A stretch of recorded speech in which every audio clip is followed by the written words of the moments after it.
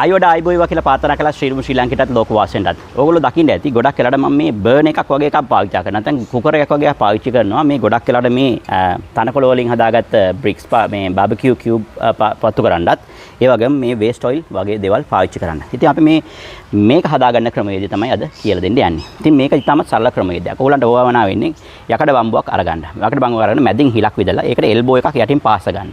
පාස කරගෙන එල්බෝ එක පැත්තකින් මේ එයා ඉන්ට් එකක් හරි ගස්ස ගන්න මෙන්න මේ විදිහට. ඉතාමත් හරි ලේසියි.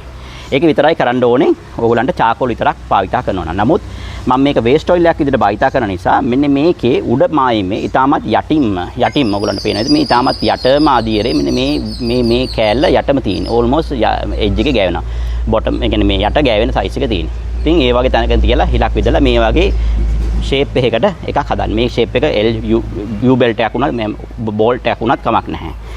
කෙසේ වෙතත් ඕක විතරයි ඕගලන්ට අවශ්‍ය වෙන්නේ.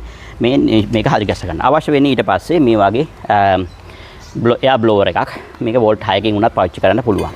කියන්නේ මොබයිල් එක බැටරි එකකින් උනත් පාවිච්චි කරන්න පුළුවන්. මේකට කරන්ට් එක දුන්නාම මේකෙන් එයා එක ඇතුළ ගහනවා. ගහපුවාම කරන්න තියෙන්නේ හදාගත්ත බාබකියු කියුබ්ස් ටික මේක ඇතුළට දාලා පත්තු කරගන්න. නැත්නම් හදාගත්ත බාබකියු කැරට් ටික බාබකියු චාකෝල් ටික මේක ඇතුළට දාලා ගිනි තියාගන්න. ඔන්න ඔය විතරයි කරන්න වෙන්නේ. සාමාන්‍යයෙන් ඕගොල්ලෝ මේ උදුන බාබකියු නැත්නම් බයෝ චා වලින් උදුනක් විදිහට භාවිත කරන්න වුවමනාන. දැන් අපි බලමු මේක කොහොමද මේ ගෑස් ඔයිල් මේ ගෑස් සමාන ඔයිල් භාවිත කරලා නැත්නම් වේස්ට් ඔයිල් භාවිත කරලා මේක පත්තු කරන ක්‍රමයට අවශ්‍ය කරන විදිහට මේක හදාගන්නේ කොහොමද කියලා. හැබැයි මතක තියාගන්න මේ ඔයිල් කිව්වහම ගොඩක් වෙලාවට මේ මණ්ඩි තෙල් ගෙදරින් ගෙදර භාවිත කරලා දෙපාර තුන් පාර භාවිත කරපු ඔයිල් නැත්තම් වාහනවල ලීසි වාහනවල කාර්වල බයිසිකල් වල මේ ලීසි තෙල් අයින් කරන ලීසි තෙල් උනත් මේකට භාවිත කරන්න පුළුවන්. ඒ වගේම කළු තෙල් උනත් පුළුවන්. නමුත් කළු තෙල් දහන එනකොට ගොඩක් වෙලාවට පරිසර හානියක් වෙනවා. ඒ වගේම ඒවැය තියෙන අඩුපාඩුකම් තියෙනවා. මම ඉතින් ඒ වෙලාව එක පාවිච්චි කරේ නැහැ. අපි පාවිච්චි කරන්නේ බේසික්ම දේවල් ටික. මොකද ඕගොල්ලන්ට පුළුවන් මෙන්න මේවා හොයාගන්න ඕන තරම්. මොකද ගොඩක් වෙලාවට ඔය කඩල බදින මුරුක්කු බදින වඩේ බදින කට්ටියක ළඟ මේ තෙල් භාවිත කරනවා. පෙළ කලට අපි ඒගොල්ලන්ට කම්ප්ලේන් කරනවා. මේ තෙල් කියන්නේ ගොඩක් වෙලාවට පරිසර හානියක් මේ සමාජයට හානියක් වෙන වැඩිපුර පාවිච්චි කළොත් කියලා. ඉතින් ඒ වෙනකොට අපිට ගොඩක් හොඳයි මේ වගේ ඔයිල් එකක් භාවිත කරලා උදුනක් හඳුනලා දෙන්න පුළුවන් නම් ඒගොල්ලන්ට. ඒතර ඒගොල්ලන්ට පුළුවන් ඒගොල්ලෝ ඉවත දාන ඔයිල් ටික භාවිත කරලා උදුනක් විදිහට භාවිත කරන්න නැත්නම් LPG ගෑස් වලට භාවිත කරන්න. ඉතින් අවශ්‍ය වෙන්නේ මෙන්න මේ වගේ බටයක් මේ L shape එක මෙහෙම U bolt එකක් තියෙන මේ උඩම හරි ගස්සපු ඇත්ත කියලා උඩින් දාලා ඒකට මෙන්න මේ වගේ ඉතාමත් පහසුවෙන් හදා ගන්න පුළුවන් බොටල් එකකට යට පොඩි බටයක් හරි ගස්සලා ඒකට පොඩි වෑල් එකක් හරි ගස්සලා මෙන්න මෙහෙම තියලා මේකට බිඳුවක් දෙකක් වැටෙන විදිහට ගාන්ට සෙට් කරගන්න.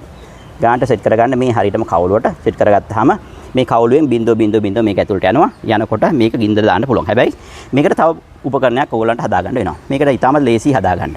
ඕගොල්ලන්ට පේන ඇති මේ බටයක්. බටේ හිල් ගොඩක් තියෙනවා. එක හා සමානම එකම ලයින් එකේ. මෙහෙම ලයින් එකක් තව ලයින් එකක්. ඒ වගේම මේක උඩක් තියෙනවා ලයින් එකක්. මේක තව පැටර්න් එකකට හදාගත්තා. මේක උඩ තියෙනවා ලයින් ටිකක්, වටේ තියෙනවා ලයින් ටිකක්, මේකේ තියෙන ලයින් ටික අඩුයි. ඊට පස්සේ මේක අරගෙන කෙලින්ම මෙන්න මේ වගේ මැදකට දාලා මෙන්න මේ වගේ හදාගන්න. මේ බලන්න කොහොමද මේක සෙට් වෙන්නේ කියලා. ඒ තමත් හරිම ලේසි. අර ට්‍රෙඩ් ටික දාලා කරකවපුවාම මේක ඕන වෙලාවක මේක ගලවන්නත් පුළුවන්.